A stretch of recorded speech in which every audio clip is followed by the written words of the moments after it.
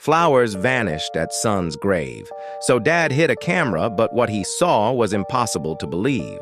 Jacob and Tashana Armstrong lived in Oklahoma with their 2 children. When Tashana became pregnant with their 3rd child, they were overjoyed.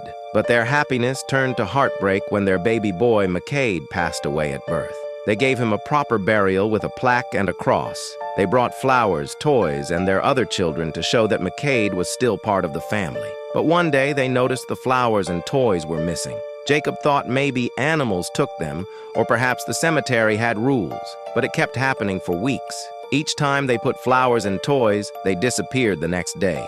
The cemetery had no cameras, so Jacob set up his own hidden camera near the grave. He painted it to blend in and hid it in the bushes. Then he waited. A week later, he checked the footage. What he saw was impossible to believe. Jacob called Tashana to see the footage. They both stood close, watching the video. At first, nothing happened.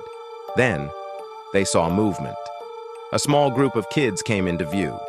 They were not adults. They were children. Some were boys, some were girls. Their clothes were old and dirty. They looked thin and tired.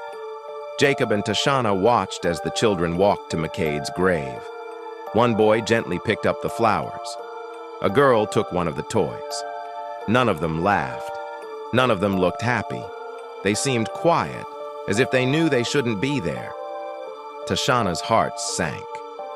These were not thieves looking to harm anyone. They were just children, homeless children.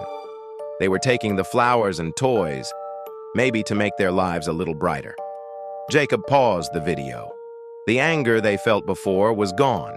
Now they felt something else. Sadness. These kids were cold and hungry, and they had no home. Tashana wiped her eyes. "They have nothing," she said softly. Jacob nodded. "And they took from the only place that feels safe to them." They decided not to call the police. This was no crime they wanted to punish. Instead, they thought of something different. They wanted to help the children, in the name of their baby boy. The next week, Jacob and Tashana returned to the cemetery. This time, they didn't bring just flowers and toys.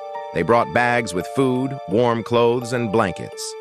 They placed the things near McCade's grave, in the same spot where the toys had been. They hoped the children would see them. They wanted the kids to know someone cared.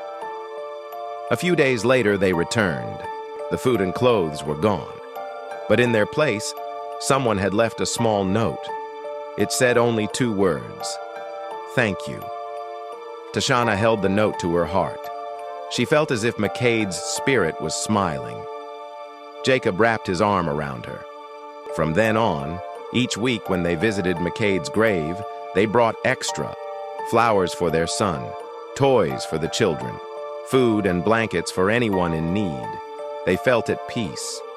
In helping these children, they were honoring McCade's memory in the best way they knew how, with love and kindness.